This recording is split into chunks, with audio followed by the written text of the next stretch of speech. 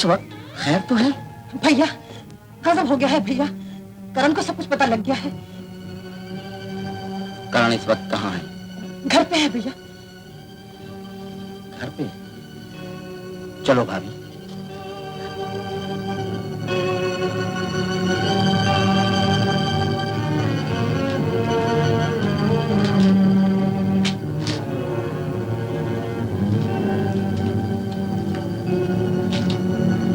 करण बेटा। करण बेटा, एक न एक दिन तो तुम्हें ये मालूम होना ही था, कल या आज। सो आज ही हो गए। तुम्हें हिम्मत से काम लेना चाहिए बेटा। मत भूलो कि तुम एक ऐसी माँ के बेटे हो जिसने अकेले सारी दुनिया का मुकाबला करके तुम्हें इतना बड़ा किया है बेटा। और तुम यूं घबरा रहे हो? डॉक्टर साहब, अभी जो कुछ मुझे मालूम हुआ है, क्या ये सच है? हाँ, सच है। क्या ये सच है कि मेरे पिताजी जिंदा हैं? हाँ। क्या ये सच है कि मेरे पिताजी एक खूनी हैं? क्या ये सच है कि पिछले 15 बरस से मेरे पिताजी हैदराबाद की जेल में काले पानी की सजा भुगत रहे हैं? तो आज तक आपने ये राज मुझसे छुपा के क्यों रखा है? आज तक मुझे क्यों समझाया गया है कि मेरे पिताजी मर चुके हैं और मैं एक यतीम हूं, एक अनाथ हूं? इसलिए करण कि तुम्हारी माँ ये नहीं चाहती थी कि दुनिया तुम्हें खूनी के बेटे के नाम से पुकारे। जरा सोचो बेटा, इस बेचारी ने किन किन मुश्किलों का सामना करके तुमको इतना बड़ा किया, पढ़ाया लिखाया, और अब तो तुम्हें एक अच्छी नौकरी भी मिल गई है। तुम्हें हमेशा आने वाली कल का सोचना चाहिए, गुजरे हुए जमाने का नहीं। तुम आखिरी बात पिताजी से कब मिली? कोर्ट में, जब उन्हें सजा हुई थी। 15 बरस गुजर गए और तुमने एक बार भी पिताजी से मिलने की कोशिश नहीं की माँ। मैं उस आदमी को क्यों मिलती जिसने मुझे ठुकरा के गाने वाले को अपना मेरी जिंदगी को हमेशा के लिए घुन लगा दिया और उस गाने वाले का खून किया, मुझे तबाह बर्बाद कर दिया, मेरे खानदान की इज्जत को मिट्टी में मिला दी। करण, करण बेटा, करण, करण, करण बेटा रुक जाओ। भाभी। भैया, भैया इसे रोकिए भैया। अब ये नहीं रोकेगा भाभी, इसे जाने दो। बाप का खून बेटे को पुकार रहा है।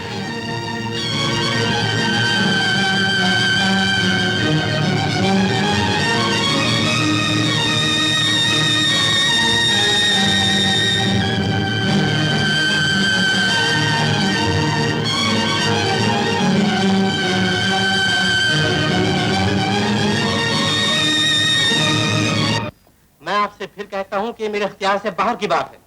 जब तक आप कैदी से मिलने का इजाजतनामा ना ले आए, मैं आपको शंकरलाल से नहीं मिलवा सकता।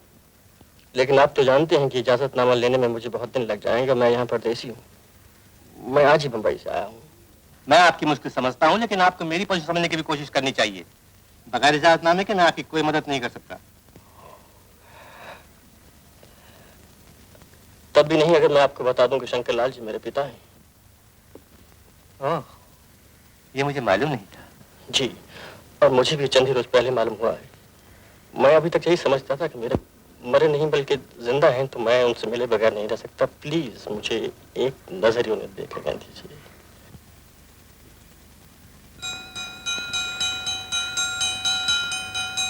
आओ।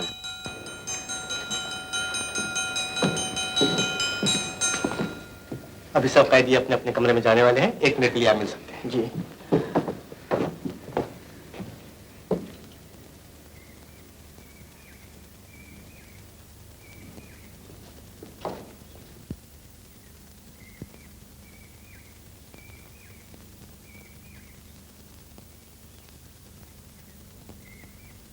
जी, मैं अपने पिताजी को पहचानता नहीं। ओह, आई सी। ठहरो। नंबर 27, आगे आओ।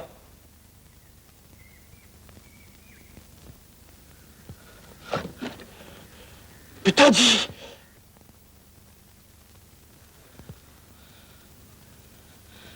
मैं करण हूं, आपका बेटा करण। मैं करण हूं पिताजी, मैं करण हूं, करण, मैं आपका बेटा हूं।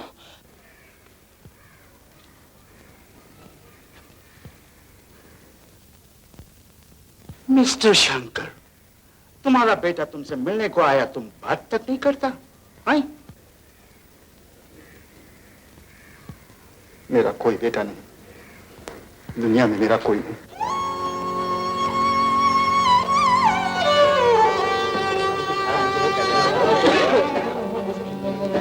बुढ़ा जल्दी चलो।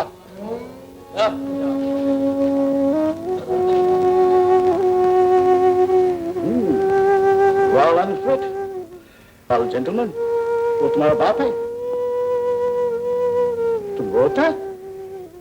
It's my strong man रोता? देखो हम बर्मीज क्रिश्चियन, 5 बरस से जेल में मरता है, फिर भी नहीं रोता।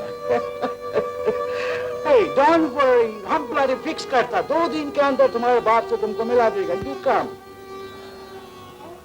Thank you very much. What thank you? ए समझन चलो। अल्लाह मत बोलो, 3 दिन बाकी है। अब चलो चलो।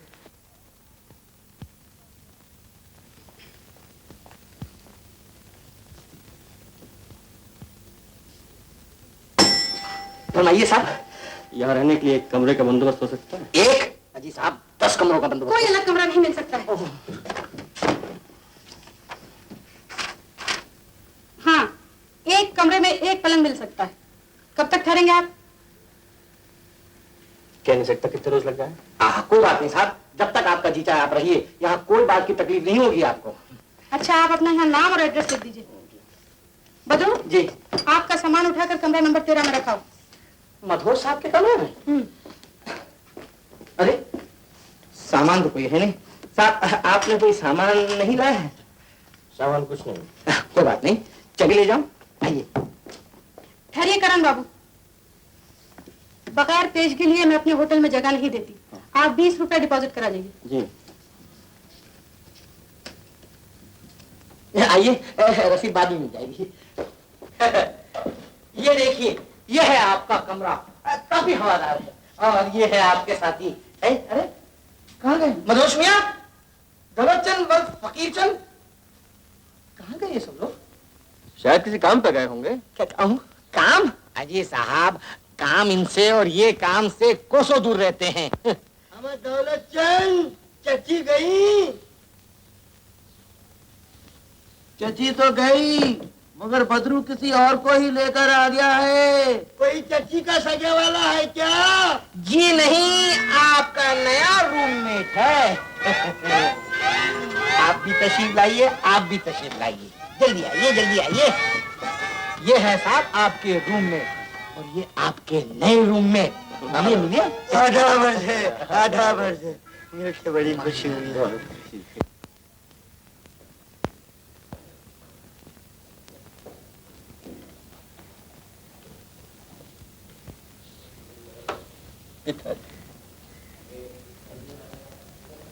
मुझे दिखावे के प्यार की जरूरत नहीं, जो कहने आए हो जल्दी कहो, मुझे जाना है। ये मेरा प्यार दिखावे का नहीं, आपका गुस्सा दिखावे का है। मैं जानता हूँ आप मुझसे कभी नाराज नहीं हो सकते। क्यों नहीं हो सकता? मेरा तुम्हारा नाता क्या है? आखिर तुमने मेरे लिए किया क्या है? तुम मेरे होते कौन हो? मुझे आपके बारे में कुछ पता नहीं था, मुझे तो सिर्फ यही बताया गया था कि आप, ईश्वर न करे, आप इस दुनिया से उठ चुके हैं। मैं जानता हूं तुम्हारी माँ ने ये तुमसे कहा होगा। वो जानती थी कि मैं इस जेल में हूं, लेकिन फिर भी वो मुझसे मिलने नहीं आई। और फिर उसने तुमको, मेरे अपने बेटे को मुझसे नहीं मिलने दिया और मुझे जीते जी खत्म कर दिया। मुझे उस औरत के ख्याल से भी नफरत है। ऐसा ना कहिए, उन्होंने सिर्फ आपके खानदान को बदनामी से बचाने के लिए ये राज मुझसे छुपा रखा था। वो नहीं चाहती थी कि लोग आपके बेटे को खूनी का बेटा क्या पुकारें। मैं खूनी नहीं हूं, मैं खूनी नहीं। वो खून मैंने नहीं किया। आपने माला का खून नहीं किया था पिताजी? नहीं नहीं नहीं, मैं बिल्कुल निर्दोष हूं। लेकिन तुम्हारी माँ ने मेरा विश्वास नहीं किया। मेरे अपने दोस्त डॉक्टर कपूर ने अदालत ने, ज्यूरी ने, वकील ने, किसी ने मेरा विश्वास नहीं किया और मैं इस जेल की 4 दीवारी में पड़ा सड़ रहा हूं। तो माला का खून किसने किया था? ये मैं नहीं जानता, लेकिन वो खून मैंने नहीं किया। मैं बिल्कुल बेखता हूं। पर इसे कोई नहीं मानता था सिवाय रामदास के, और उसकी गवाही भी अदालत ने कबूल नहीं की। रामदास? कौन रामदास? रामदास वो बनिया था जिसकी दुकान माला के कोठे के नीचे थी। वो जानता था कि मैं निर्दोष हूं, लेकिन अब न जाने वो कहां होगा। पिताजी, मैं आपसे वादा करता हूं कि अगर रामदास जिंदा है तो वो जहां भी है मैं उसे ढूंढ निकालूंगा और उसकी मदद से आपकी बेगुनाही साबित करके छोड़ूंगा, ताकि आपको इस जेल की नामुराद जिंदगी से जल्द निजात दिला सकूं।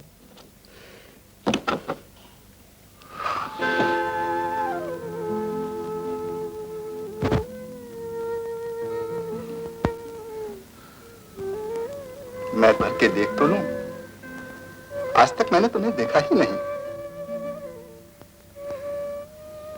कितने जवान हो गए हो, कितने खूबसूरत हो। मैंने तुम्हें कितना कितना याद किया है। कैद की लंबी सुनसान रातों में तुम्हें गले लगाने को कितना तरसा हूं। शंकरलाल, चलो, टाइम हो गया।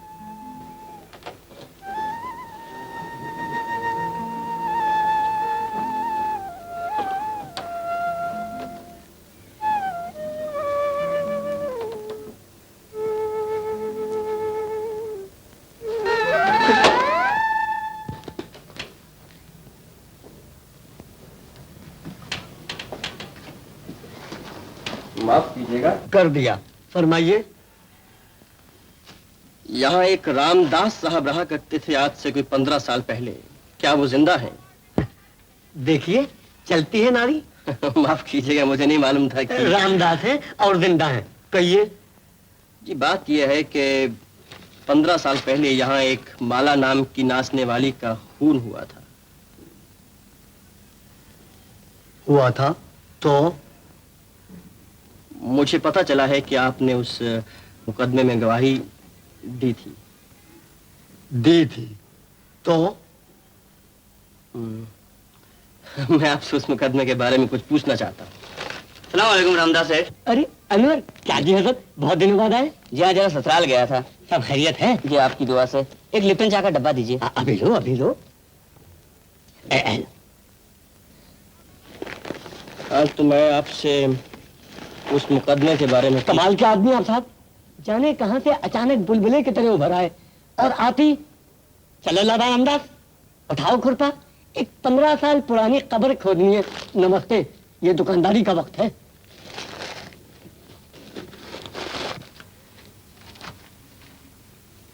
सुनो जी हजरत, रात को जब मैं दुकान पर आ चुकूं तब आइएगा, करीब 8 बजे। जी, आपकी बहुत मेहरबानी। ठीक है, ठीक है। हाँ, खाना घर से खा के आइएगा।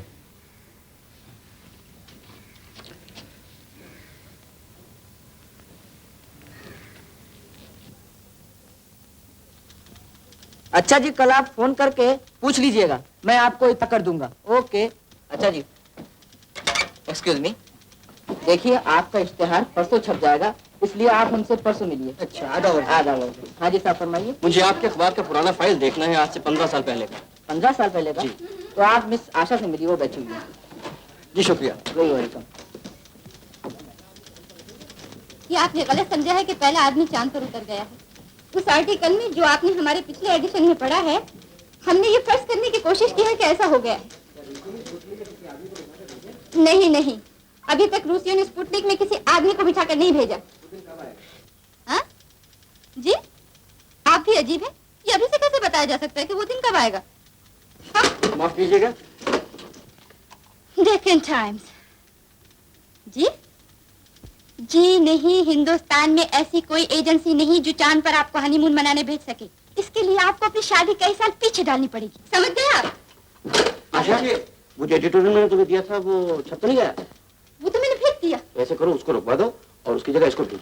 ओके। सुनिए, सुनो, मैं अब जा रहा हूँ। तुम कांग्रेस के दफ्तर में फोन करके पूछ लेना कि कल पंडित जी का प्लेन किस वक्त जा रहा है। अच्छा, ओके। Bye bye.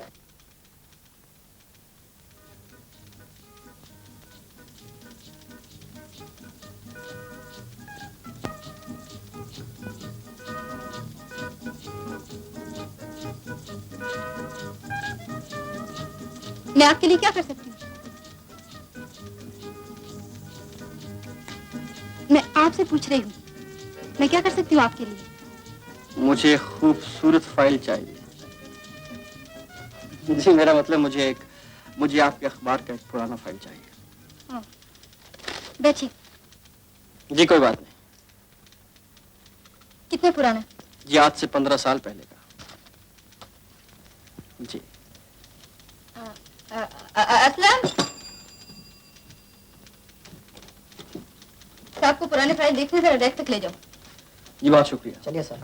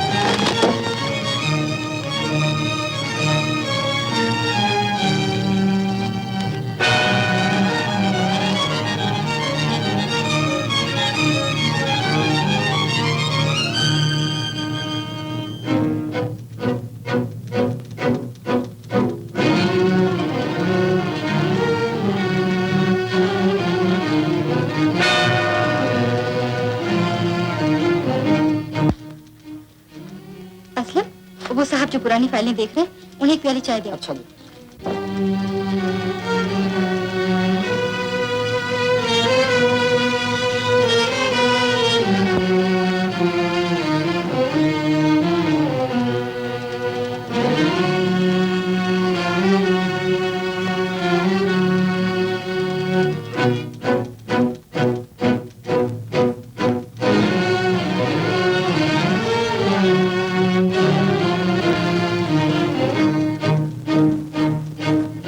जब बयानात लिए गए तो किशोरी ने जबान से तो कुछ नहीं कहा, सिर्फ तुम्हारे पिताजी की तरफ इशारा कर दिया।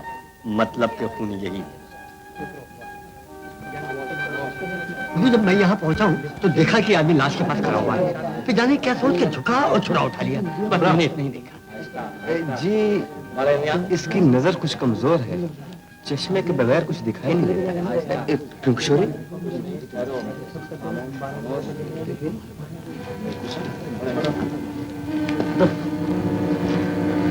उसके बाद मकान की तलाशी ली गई।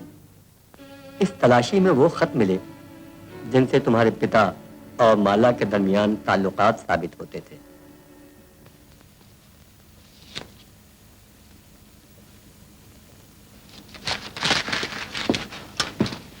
आप कहाँ रहते हैं?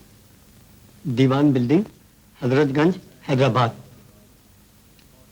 आप कल थाने आ जाइएगा। जी हजरत। और आप? जी मैं इसी बिल्डिंग में रहता हूँ। आपका नाम? जुमन। ये मैंने साथ लेताऊंगा। थाने में हम तीनों की गवाही ली गई। मैंने वही कहा जो आंखों से देखा था, यानी तुम्हारे पिता लाश के पास खड़े जरूर थे, लेकिन छुरा उनके हाथ में नहीं था। छुरा उन्होंने उस वक्त उठाया है जब मैं वहां पहुंच चुका था। यही बात गीता की सौगंध खाकर मैंने कचहरी में कह दी। और बाकी के गवाह वो जुम्मन और किशोरी? उन्होंने दोनों जगह यही हल्फिया बयान दिया कि रामदास बनिया है तो भला आदमी, लेकिन उसकी नजर बहुत कमजोर है और उस वक्त वो चश्मा नहीं पहने हुए था, लिहाजा उसे कुछ दिखाई नहीं दिया। इसी बात पर सरकारी वकील ने मेरी गवाही को रद्द कर दिया। लेकिन जानने वाले जानते हैं कि इन दोनों ने झूठी गवाही दी थी। और मेरा ख्याल है कि इंस्पेक्टर मेहता भी ये बात जानते थे। भगवान जाने उन्होंने ये बात क्यों छुपाई। इंस्पेक्टर मेहता से मैं किसी तरह मिल सकता हूँ? कई बरस हो गए उन्हें देखे हुए। भगवान जाने वो जिंदा भी है या नहीं।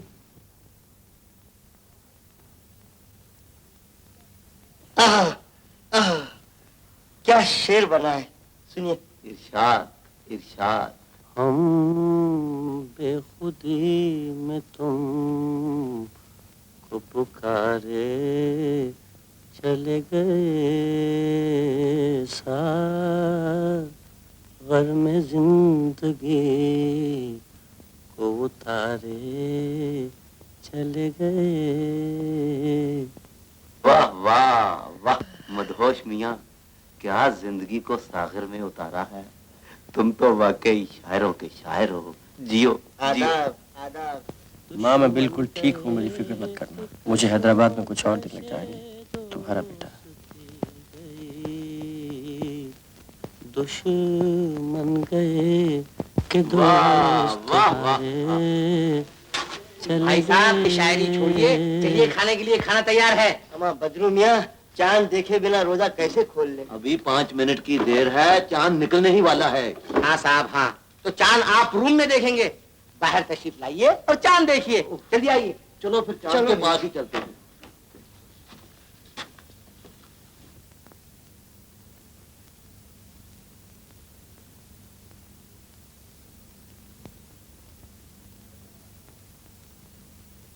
ये क्या हो रहा है भाई साहब, ये क्या हो रहा है? अरे मैं अच्छी तरह जानता हूँ ये क्या हो रहा है। जब अच्छी तरह जानते हो तो पूछते क्यों हो? बदरू मियाँ, जब तक हम उसका रुखे रोशन न देख लें हमें शेर नहीं सूझेगा। मदहोश मियाँ, अगर उसकी चाची ने ये हरकत देख ली तो आपको इतने जूते मारेंगी कि आप होश में आ जाएंगे। चलिए खाना ठंडा हो रहा है। हम तो चलते फिरते क्या वो देखेंगे।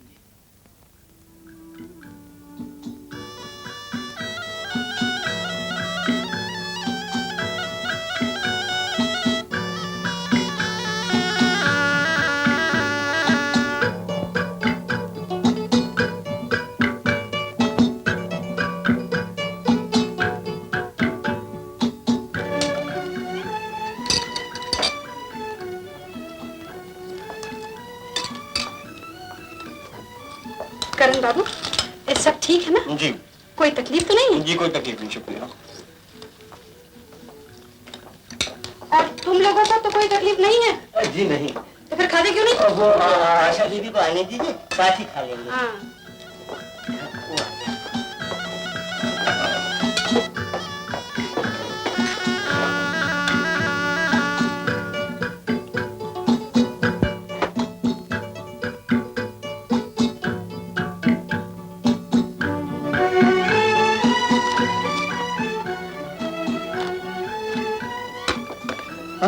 आप भी खाएंगे? लीजिए लीजिए लीजिए ना। शुक्रिया।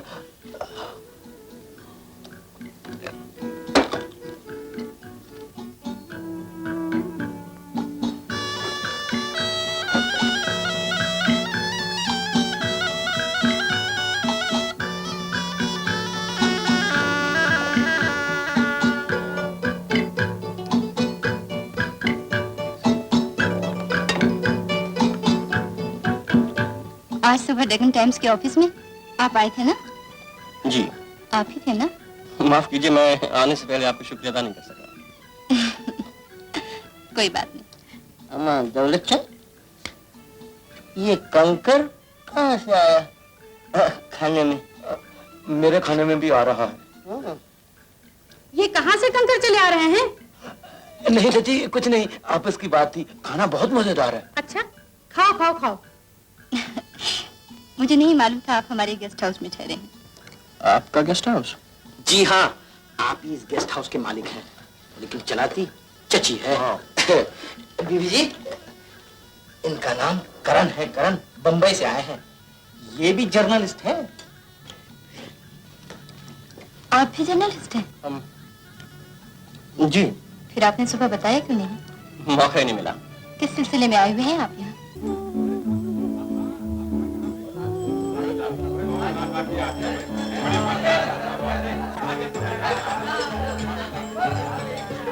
आप एक इंस्पेक्टर मेहता का पता बता सकते हैं?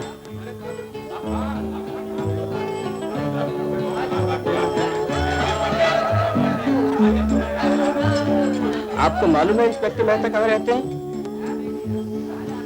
सुनो भाई, इंस्पेक्टर मेहता का मकान कहाँ है? सामने जी।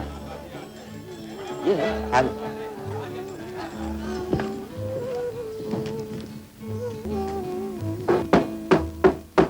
कौन?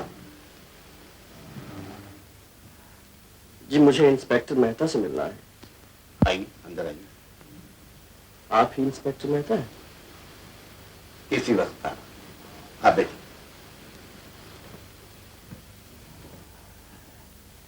जी मेरा नाम करण मेहरा है और मुझे आपकी मदद की जरूरत है। मेरी मदद? मैं एक बेकार, नाकामयाब, बुज़दिल, मैं किसी क्या मदद कर सकता हूँ? लेकिन आप पुलिस इंस्पेक्टर। 15 बरस पहले मैं इंस्पेक्टर था, अब नहीं। अंग्रेजी हुकूमत के वक्त ही में मैंने नौकरी छोड़ दी थी। ये आपको शायद याद होगा कि आज से 15 साल पहले माला नाम के एक तवाइफ का खून हो गया था। मुझे याद है, अच्छी तरह याद है। जिन्हें उस खून के इल्जाम में काले पानी की सजा हुई थी वो मेरे पिताजी हैं। तुम शंकरलाल के बेटे हो? जी। अब मुझे पूरे यकीन है कि मेरे पिताजी ने खून नहीं किया था, वो बिल्कुल निर्दोष है। मैं कुछ ऐसे सबूत इकट्ठे करने की कोशिश कर रहा हूँ जिससे मैं ये साबित कर सकूं। और आपके पास भी इसीलिए आया हूँ कि मुझे मालूम हुआ कि आप शायद इस पर कुछ रोशनी डाल सकें। जी। बस अच्छा हुआ तुम आ गए। बरसों मेरा ज़मीर मुझ पर लानत भेजता रहा कि एक बेगुनाह खूनी ठहरा गया, मैंने कुछ न किया। तुम्हारा शक ठीक है, तुम्हारे पिताजी निर्दोष हैं। जिस वक्त माला का कत्ल हुआ था मैं वहां तफ्तीश के लिए गया। तुम्हारे पिताजी को गिरफ्तार करने के बाद मैंने इस केस की तहकीकात शुरू कर दी। आपने मुझे याद फरमाया? जी बैठिए। आदाब। Good morning. सुना है मिस्टर मेहता कि आपको किसी तीसरे आदमी पर शक है? जी। माला मर्डर केस। जी हाँ, जी हाँ। ये दवा की शीशी मिली है मुझे लाश के पास। ये मिर्गी के रोग की दवा है, जो इसे इस्तेमाल करता है इसका आदी हो जाता है और फिर इसके बगैर जिंदा नहीं रह सकता। तो और पोस्टमार्टम की रिपोर्ट से पता लगा है कि माला इस दवा को इस्तेमाल नहीं करती थी। और न शंकरलाल। फिर माला के जिस्म पर जो घाव था वो बाएं हाथ का वार था और शंकरलाल हर काम दाहिने हाथ से करता है।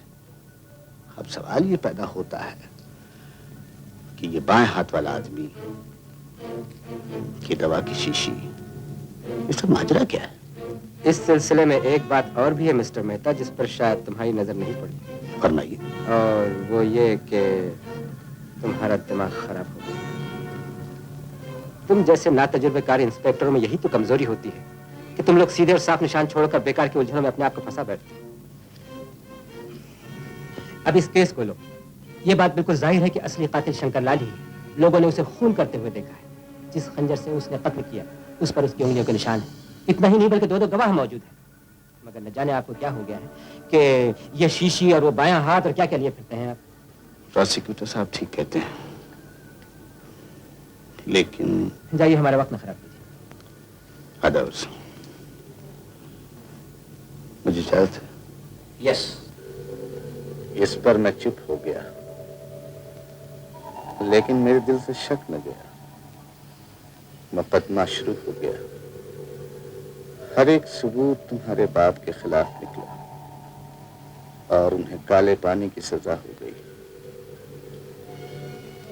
मुकदमे के बाद जब मैं कोर्ट से बाहर निकल रहा था, जुम्मन किशोरी से कह रहा था, वाह किशोरी, कमाल कर दिया तुम्हारी गवाही ने। किस सफाई से काले पानी भिजवा दिया उस गरीब को।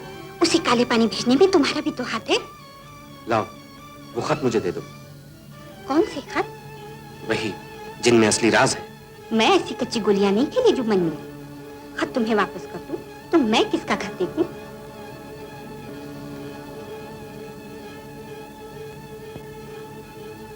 देखो किशोरी, तुम्हें पैसे से मतलब है ना, वो तुम्हें बराबर पहुंचते रहेंगे। वो खत दे दो। ना जुम्मन मियां, उन महाशय से कह देना खत तो मैं मरते दम तक नहीं दूंगी, क्योंकि इन्हीं की बदौलत मैं उसकी छाती पे सवार रहूंगी और हमेशा ऐश करूंगी। मेरा शक यकीन में तब्दील हो गया कि तुम्हारे बाप बेगुनाह थे, लेकिन मैंने एक खुदगर्ज और बुज़दिल आदमी बनकर इस वाक़े की रिपोर्ट नहीं की, इसलिए आज तक मैं। तो आप मुझे क्या सलाह देते हैं? वो किशोरी आजकल हैदराबाद की सबसे मशहूर तवाइफ है। अगर तुम किसी तरह से वो खत वहां से उड़ा लो तो अपने बाप को आजाद करा सकते हो। ये काम इतना आसान नहीं है, लेकिन अगर जरूरत पड़ी तो मैं तुम्हारी जरूर मदद करूंगा। कश्ती पलट के हल्के तूफान में आ गई, मौजों के साथ साथ किनारे चले गए हम। मदहोश मियां। हाँ फरमाइए। एक बात बताओगे? जरूर। वो मोहल्ला किस तरफ है? कौन सा भाई? जहाँ नाच गाना होता। क्यों करण साहब, आपको उस मोहल्ले में क्या काम पड़ गया भाई? मुझे वहाँ एक बहुत जरूरी काम से जाना है बदरू मियां। क्यों भाई साहब, हमसे ही छुपाते हो?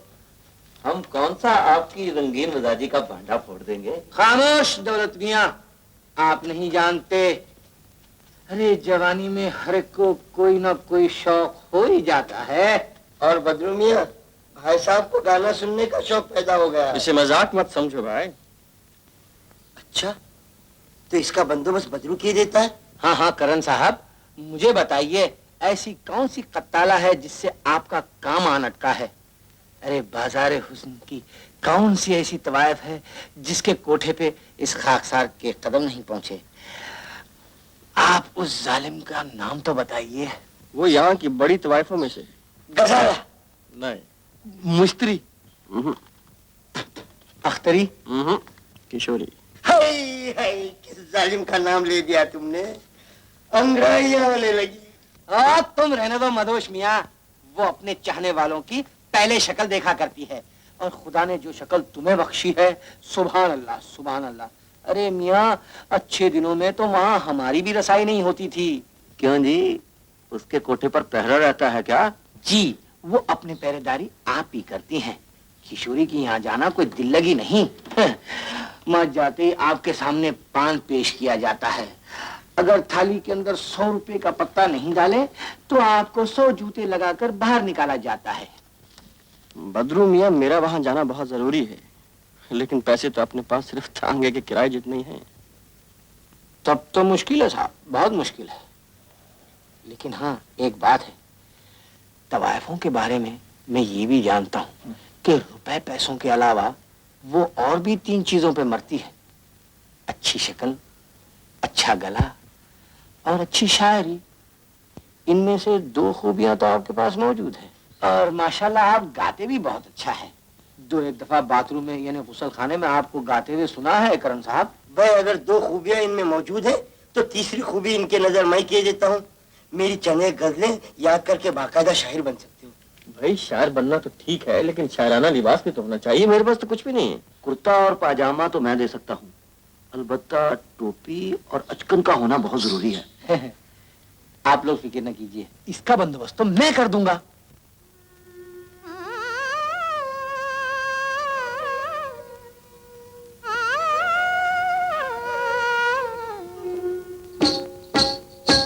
नजर लागी राजा तोरे बंगले पर, नजर लागी राजा तोरे बंगले पर, नजर लागी राजा तोरे बंगले पर।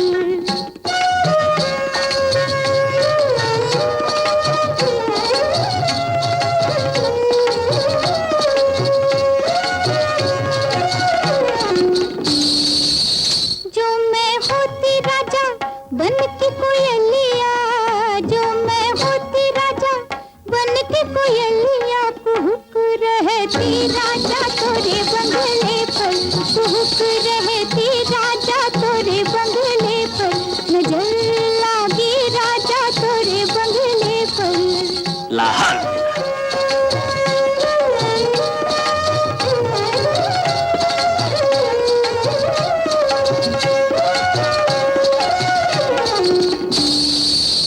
जो मैं होती राजा कारी बदरिया, जो मैं होती राजा कारी बदरिया, जो मैं होती राजा कारी बदरिया, बरस रहती राजा तोरे बंगले पर, बरस रहती राजा तोरे बंगले पर, नजर लागी राजा तोरे बंगले पर।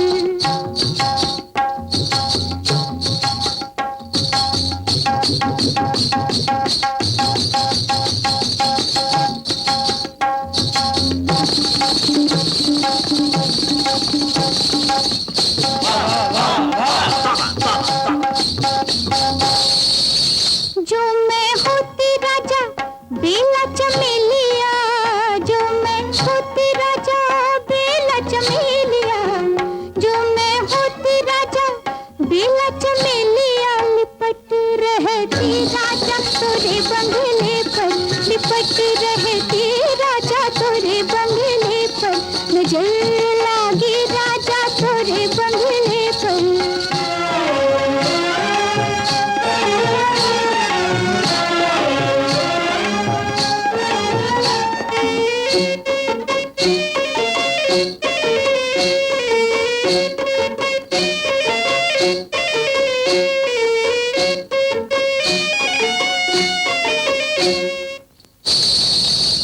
जो मैं होती राजा तुम्हारी दुल्हनिया, जो मैं होती राजा तुम्हारी दुल्हनिया, जो मैं होती राजा तुम्हारी दुल्हनिया, मटक रहती राजा तोरे बंगले पर, मटक रहती राजा तोरे बंगले पर।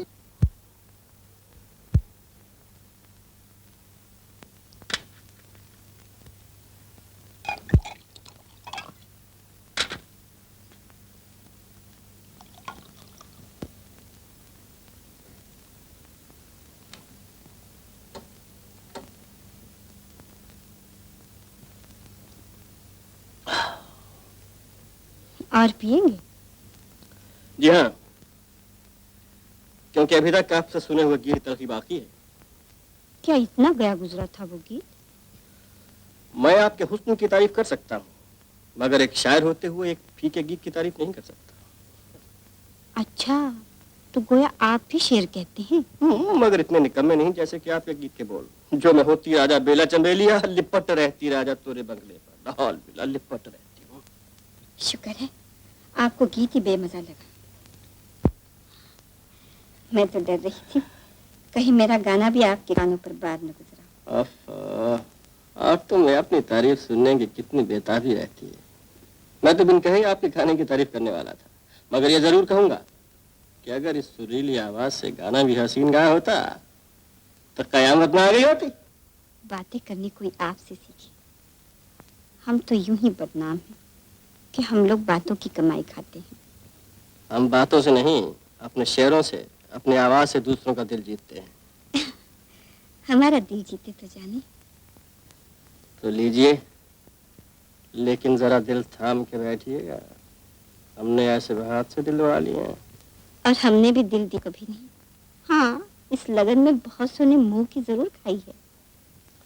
आप जैसी हसीना को शीशे में उतारना क्या मुश्किल है। हाथ कंगन को आरसी क्या है।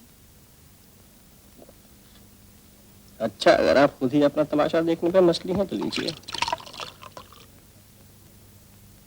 लेकिन ये शर्त है कि इधर हम गाएं और उधर आप उसी को भाव में ढालती हुई चली जाए। मंजूर है।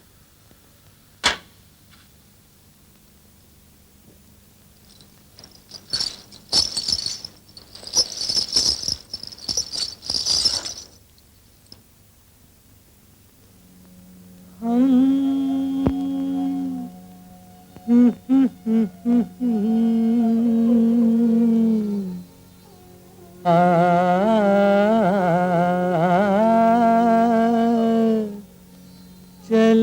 गए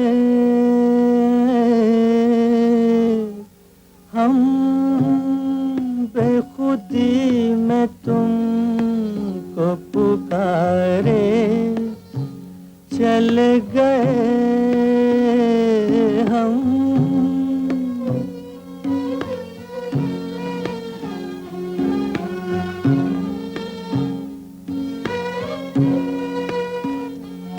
हम बेखुदी में तुमको पुकारे, चल गए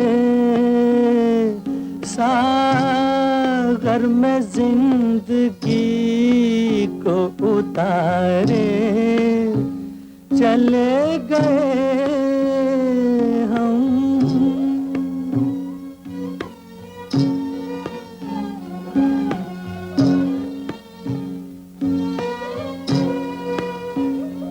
देखा कि ये तुम्हें हम बन के दीवाना, देखा कि ये तुम्हें हम बन के दीवाना, उतरा जो नशा तो हमने ये जाना, सारे वो जिंदगी के सहारे चल गए हम, बेखुदी में तुमको पुकारे, चले गए हम।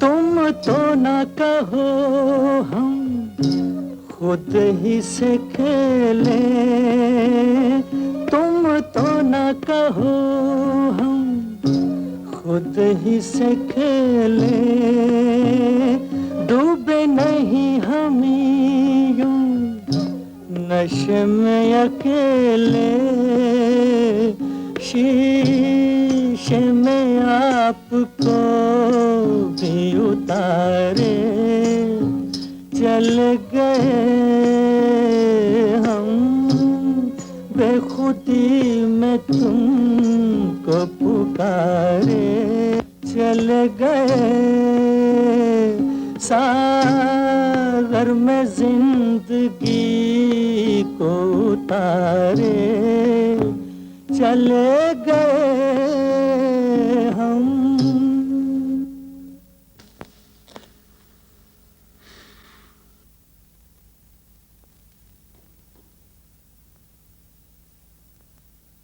अगर किसी को अपना दिल खो बैठने का अंदेशा हो तो उसे क्या करना चाहिए? ये हम आपको कल आके बताएंगे।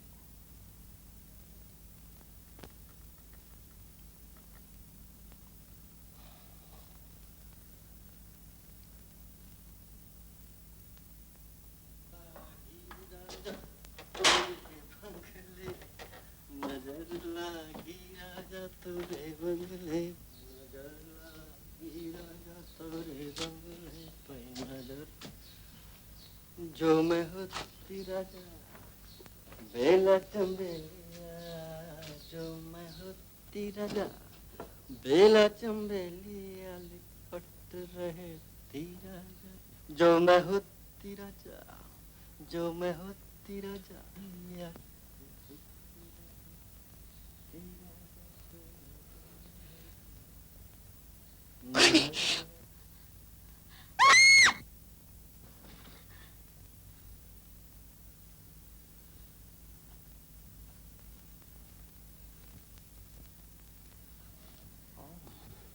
आप यहाँ क्या कर रही हैं? और आप यहाँ क्या कर रहे हैं? जी जी माफ कीजिए, मैंने इसे अपना कमरा समझ लिया था। दरअसल यहाँ के सभी दरवाजे एक जैसे। चाची का कमरा है। कमाल है, सब गड़बड़ हो रहा है। Good night. एक ख्याल आता है कि आपसे माफी मांगूं क्योंकि मैंने आपको बेवक्त नींद से उठाया है। कोई बात नहीं। लेकिन फिर सोचता हूँ कि माफी तो उस बात के लिए मांगी जाती है जिस पे आदमी को कोई पछतावा हो, और यहाँ तो अगर कोई पछतावा है तो सिर्फ इस बात का कि ये भूल मुझसे बनी हो गई। किसी किसी भूल का आदमी को बड़ा खमियाजा भुगतना पड़ता है। जब भूल आदमी को अच्छी देखती हूँ शायरों का सा लिबास पहनकर तबीयत भी कुछ शायराना हो गई है। लिबास का इसमें कोई दखल नहीं, क्योंकि तबीयत में रंगीनी तो किसी की सुंदरता देख के आ ही जाती है। मुझे तो यहाँ कोई खूबसूरती नजर नहीं आती। इसे आप मेरी निगाहों से देखिए। कहाँ से आ रहे हैं आप इतनी रात के? यूं ही शहर की सैर कर रहा था। सब लोग खाने पर आपका इंतजार कर रहे थे। हम तो तब मानते जब आपने इंतजार किया होता। अगर किसी दिन ये भी करके दिखा दें तो उस रोज हम समझेंगे कि हमारा नसीब खुल गया है। शब बखैर।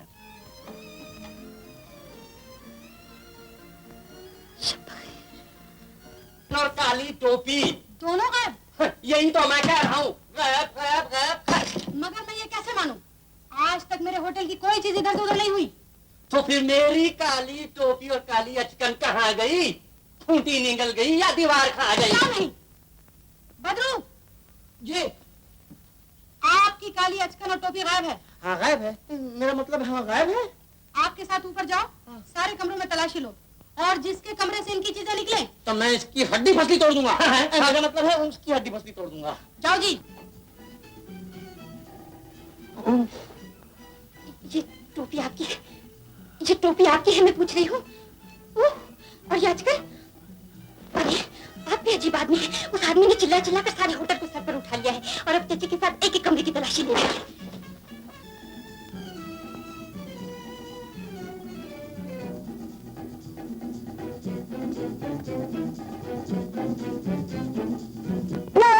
क्या हुआ? आप क्या कह रहे थे? मैं कह रहा हूँ कि मेरे कमरे में जो चोरी हुई है, हमारे ये गेस्ट हाउस में से कोई आदमी गायब नहीं हुआ। और ये आतिशान होटल, यहाँ तो लोगों के कपड़े तक गायब। ये आपको बराबर पता है कि गायब है? जी हाँ हाँ हाँ। मैं कहता हूँ हाँ। अगर आपको अचकन और टोपी मिल गई तो? मैं कहता हूँ अजीब आदमी कहाँ से मिलेगा जब गायब हो गई तो? सब संभालिए।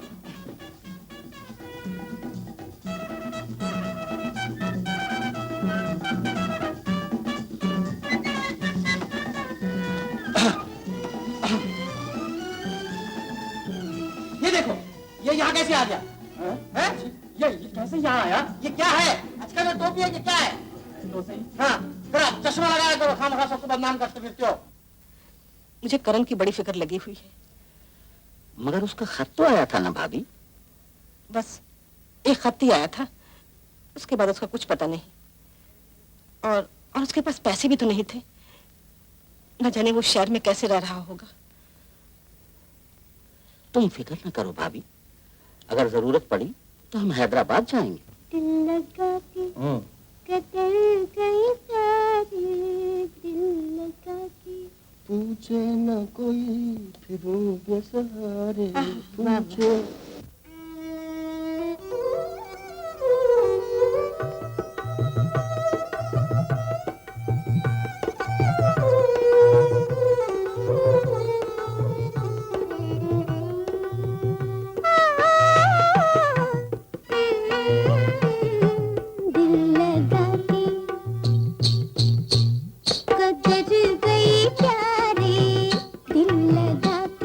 कदर गई प्यारे,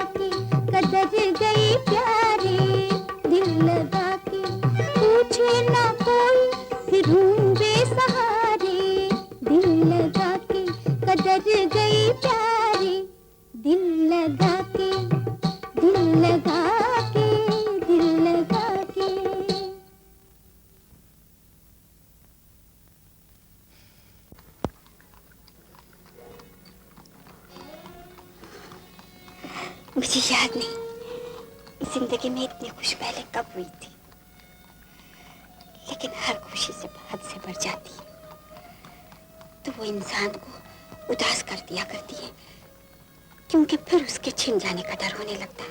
अगर ये डर मैं दूर कर दूं तो मैं हंसते खेलते अपना सब कुछ लुटा दूं। ये सब लुटाने की जरूरत नहीं है, सिर्फ अपना हाथ मेरे हाथ में दे दो। मुझसे शादी कर लो। करण बाबू, देखिए मैं आपके आगे हाथ जोड़ती हूँ, मुझसे मजाक न कीजिए। मैं पहले ही दुखी हूँ, मुझे यूं न सताइए। मैं सच कहता हूँ किशोरी, तुम्हारे बगैर मेरी जिंदगी बिल्कुल अधूरी है। सच कहता हूँ। बोलो, मुझसे शादी करोगे? मैं आपके योग्य तो नहीं हूँ, फिर भी आपके काबिल बनने की कोशिश करूंगी।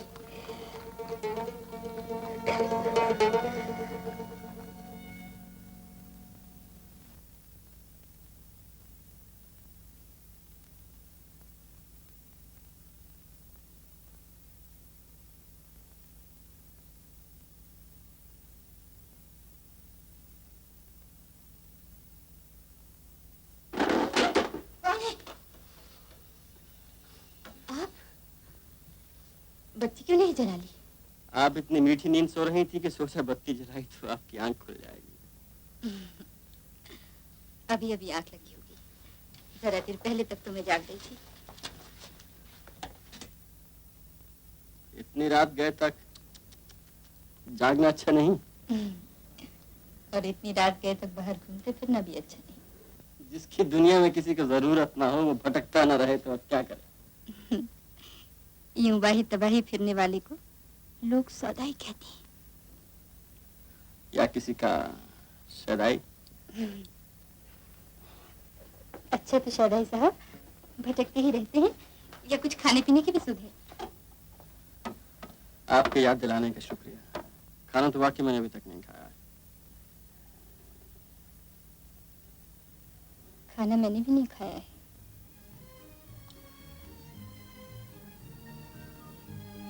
आपने भी खाना नहीं खाया? मैंने कहा था ना, किसी दिन ये भी करके दिखा देंगे।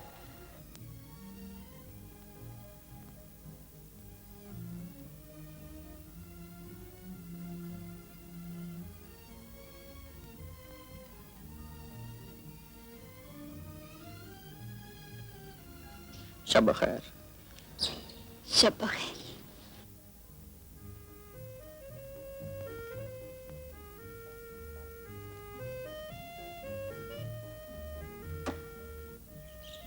आप रुक क्यों गए? जाने को दिल नहीं चाहता।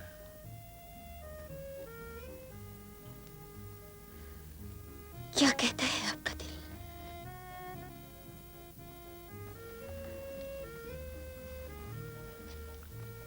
दिल कहता है उम्र भर आपके साथ बैठा रहूं।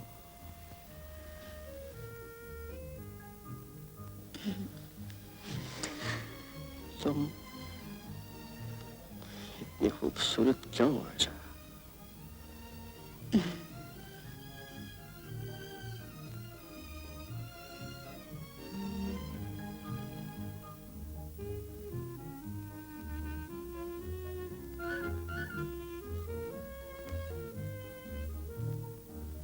आप हैदराबाद कब रहेंगे? कितनी अच्छी लगती हैं ये बालियां तुम पर। आप बंबई कब वापस जाएंगे? अब वापस नहीं जा रहा। हेलो जी, मैं इस गुड़िया पर 40 शेरों की एक हिजो लिख देता हूँ। हाँ, क्या लिख रहे हो भाई? कुछ हम पर भी लिखो। अरे बेवकूफ, ये तुम्हारी मालकिन पर हिजो लिखने हैं। हिजो? हिजो जानते हो? गालियाँ गालियाँ। गालियाँ? तो 2-4 गालियाँ मेरी तरफ से भी लिख देना। करण बाबू, ये आशा बीबी ने आपको खत दिया है। ए बजरू, ये पैसे आशा बीबी ने भेजे? पैसे? ये मुझे पता नहीं, उन्होंने लिफाफा दिया आपको देने के लिए, मैंने दे दिया। महबूबा हो तो ऐसी ही हो। अरे भाई, दो हो तो ऐसा हो। नया मालिक।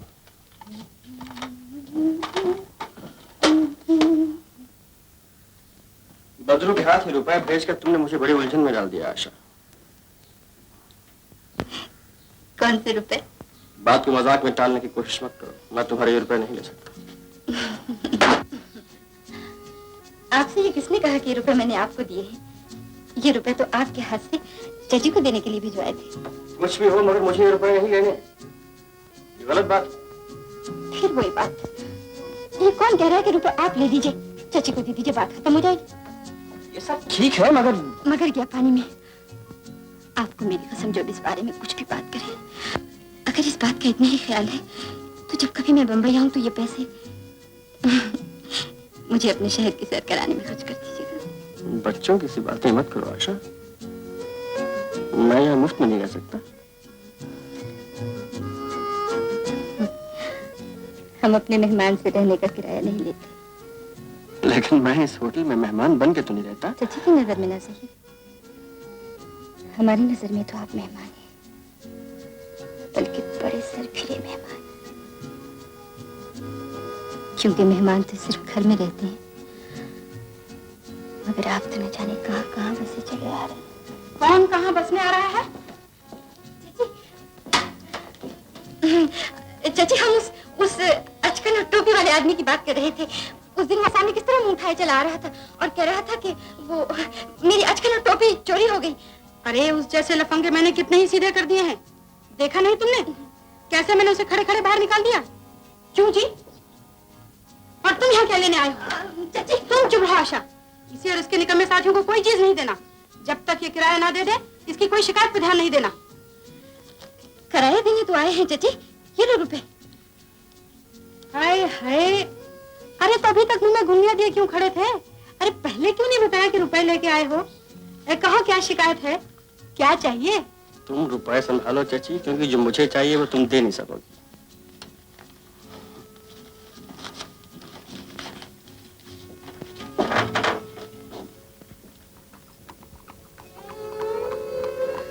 उस रोज तुम कह रही थी कि तुम मेरे काबिल नहीं हो, हालांकि सच इसके उलट है। देखो ना मैं कितना गरीब हूँ, बेरोजगार हूँ, तुम्हारा खर्च तक नहीं चला सकता। इसकी फिक्र न कीजिए, मैं गरीबी से नहीं डरती। मेरे पास आमदनी का एक और जरिया भी है,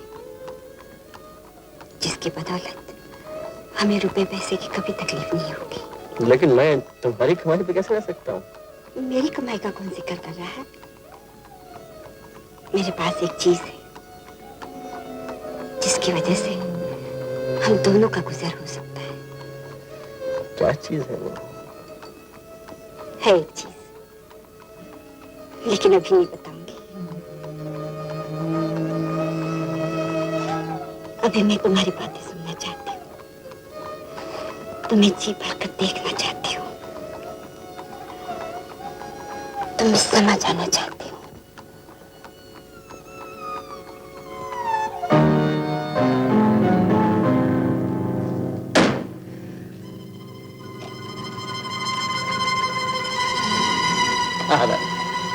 Which one?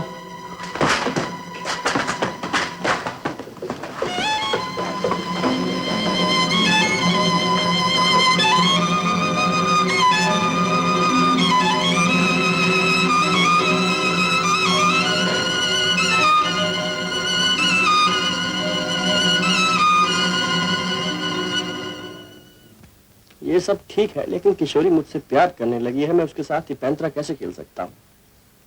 वो बड़ी दुखी औरत है मेहता साहब, और वो मुझसे अपनी मुक्ति की आस लगाए बैठी है। तुम्हारे बाप से भी ज्यादा दुखी है? वो भी तो तुमसे मुक्ति की आस लगाए बैठा है।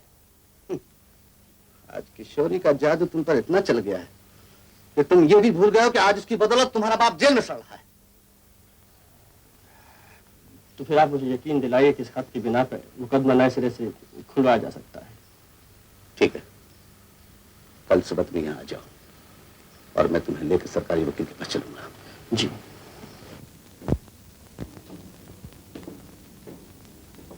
राय साहब काफी ठाठ से रहते हैं। वे खानदानी रईस हैं और हमारे शहर की गिनी चुनी नामी हस्तियों में से हैं।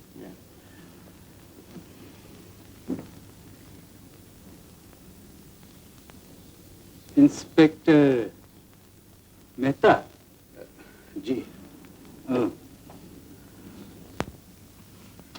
कहिए, कैसे तकलीफ की? एक काम के सिलसिले में आपको तकलीफ देने आया था। यह है मिस्टर करण मेहरा। इन्हीं का वो काम है और इसी खास काम के लिए बंबई से यहाँ आए। जी।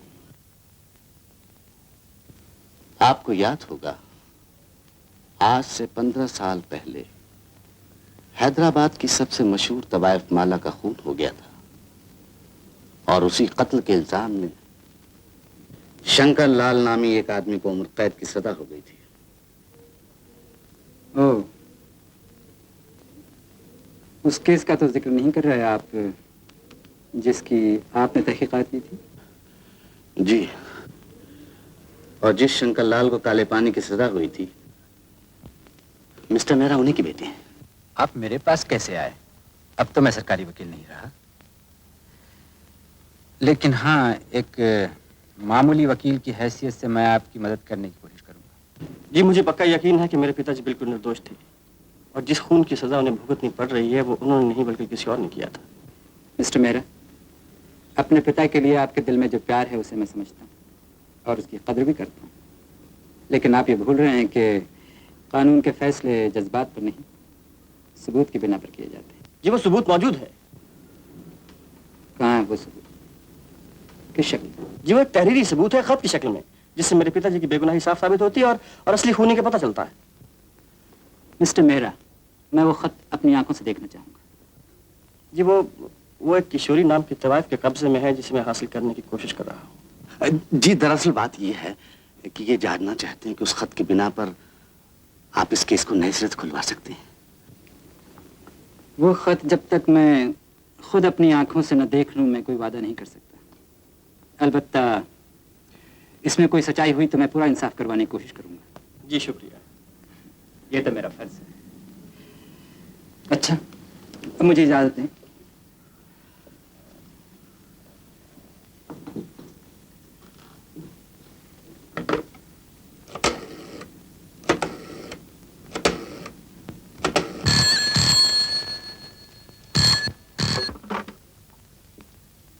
हेलो हेलो हेलो, मैं राय बोल रहा हूँ।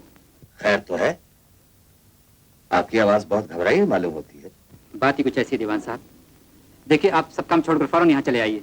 क्यों, क्या बात है? एक आदमी आया हुआ है, 15 साल पहले का हिसाब मांग रहा है। ये तो गजब हो गया वकील साहब। अब आप ही मुझे बचा सकते हैं। मगर अब क्या कर सकता हूँ मैं? कुछ भी हो जसवंत राय, मैं 10,000, 20,000, 50,000 रुपए तक देने को तैयार हूं, लेकिन इस आदमी को संभाल लो। बहुत अच्छा दीवान साहब। देखिए, जाल तो बिछा दिया है मैंने, अब मछली आती है या नहीं ये आपकी किस्मत।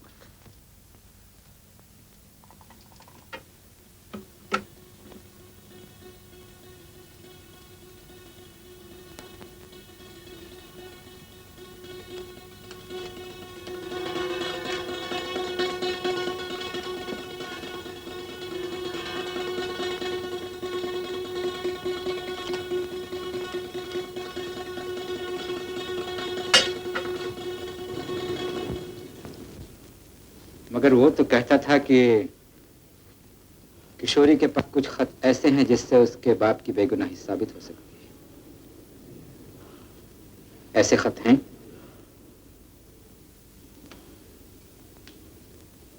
हाँ, एक खत।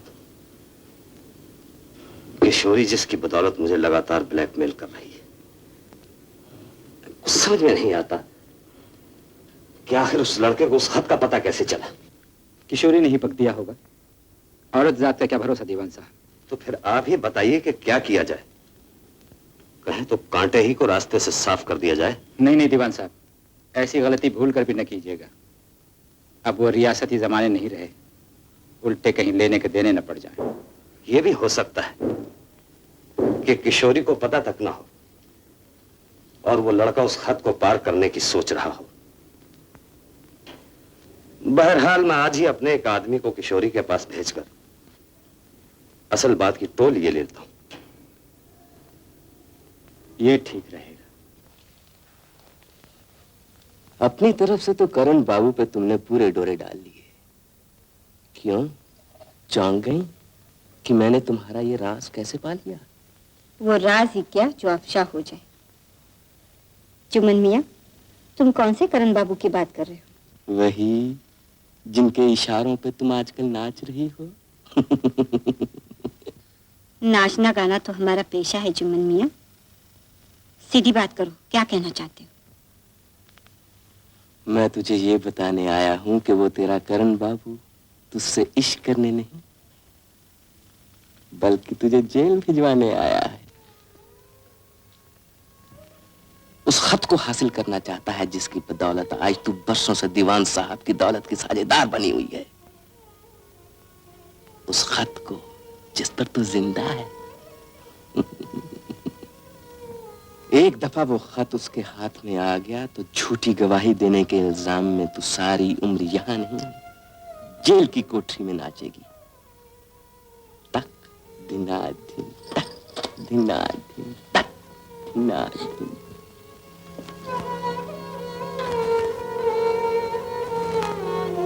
दीवान साहब ने इस बात की पूरी छानबीन करने के बाद मुझे यहाँ भेजा है। अपना हुक्का संभाल हुक्का। अबे वो एक्टिंग करूंगा कि चल चल। अरे बेटे, वो दौलत के बच्चे को तो आने दौलत चंद दौलत लेकर आ गया है। ये लो रुपयों की थैली। अभी पत्थरों की है। और ये लो चेकबुक। बकवास है। और असली चीज भी लाया हूँ। जल्दी जल्दी। ये लो 100 रुपए का नोट। असली है, पठान से लाया हूँ।